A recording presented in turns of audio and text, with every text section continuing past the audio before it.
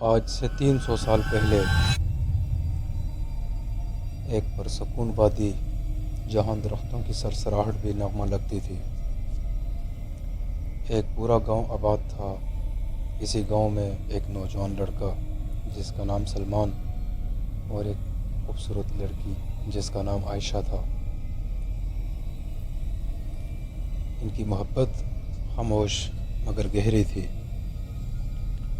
وہ اکثر شام کے وقت دریا کے کنارے ملتے، جہاں سورج کی آخری کرنیں پانی پر سنہری عکس بناتی تھی۔ سلمان آہستہ سے کہتا، عائشہ، اگر وقت رک جائے تو میں یہی لمحہ چنوں۔ عائشہ مسکرا دیتی اور نظریں جھکا لیتی۔ ان کی دنیا چھوٹی تھی مگر مکمل تھی، لیکن اس گاؤں کے ایک سنسان کونے میں ایک اور دل جل رہا تھا۔ وہ تھی محرور۔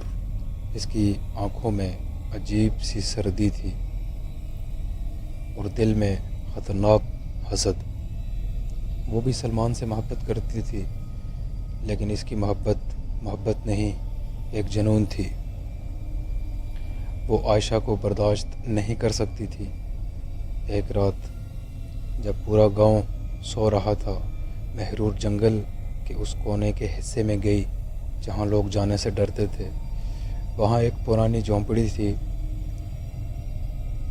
وہاں کا دروازہ خود بہت چرچراتا ہوا کھلا۔ اندر ایک بوڑھی جادوگرنی بیٹھی تھی۔ اس کی آنکھیں اندھیرے میں چمک رہی تھی۔ اس نے پوچھا، کیا چاہتی ہو؟ محرور نے کہا، میں سلمان کو چاہتی ہوں، ہر حال میں۔ جادوگرنی ہنسی، قیمت ادا کر سکو گی؟ محرور نے بغیر سوچے کہا، ہاں۔ اگلی ہی رات فضا عجیب ہو گئی، ہوا میں سردی بڑھ گئی اور آسمان پر سیاہ بادل چھا گئے۔ سلمان اور عائشہ ہمیشہ کی طرح دریا کے کنارے ملے۔ اس بار پانی کی لہریں بے چین تھیں۔ اچانک زمین ہلنے لگی۔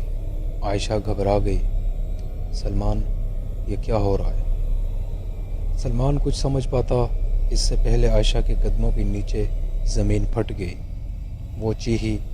سلمان نے فوراً اس کا ہاتھ پکڑا، لیکن زمین جیسے اسے کھینچ رہی تھی۔ اس کی انگلیاں پھنسنے لگی۔ اسی لمحے محرور سایوں سے باہر آ گئی۔ اس کے چہرے پر ایک خوفناک مسکراہٹ تھی اور کہا، اب تم صرف میرے ہو۔ سلمان کی آنکھ میں آگ بھر گئی۔ یہ تم نے کیا کیا؟ عائشہ کی چیخیں گونج رہی تھی اور پھر اچانک وہ زمین میں غائب ہو گئی۔ سلمان اندر سے ٹوٹ گیا۔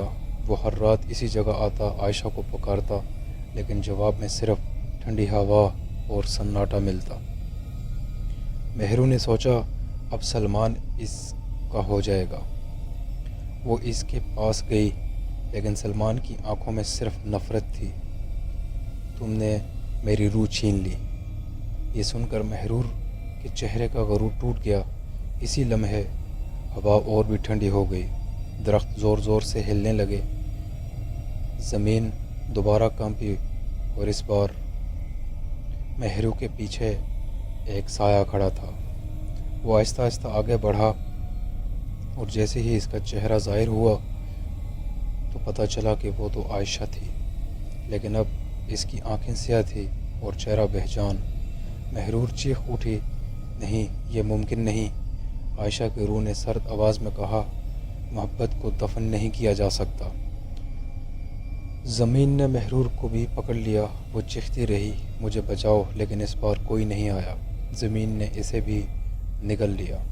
سلمان اکیلا رہ گیا، لیکن اب وہ واقعی اکیلا نہیں تھا۔ ہر رات وہی جگہ، وہی سناٹا اور ایک سایہ جو اس کے آس پاس آ کر کھڑا ہو جاتا۔ کہتے ہیں آج بھی اس وادی میں رات کے وقت ایک لڑکی کی آہستہ آواز آتی ہے، سلمان۔ سٹوری آپ کو کیسی لگی؟ میری اس ویڈیو کو لائک، چینل کو سبسکرائب اور ایک پیارا سا کمنٹ کر کے ضرور بتائیے گا۔ ملتے ہیں نیکسٹ ایک ایسی ہی سبق آموز کہانی کے ساتھ، تب تک کے لیے اللہ حافظ۔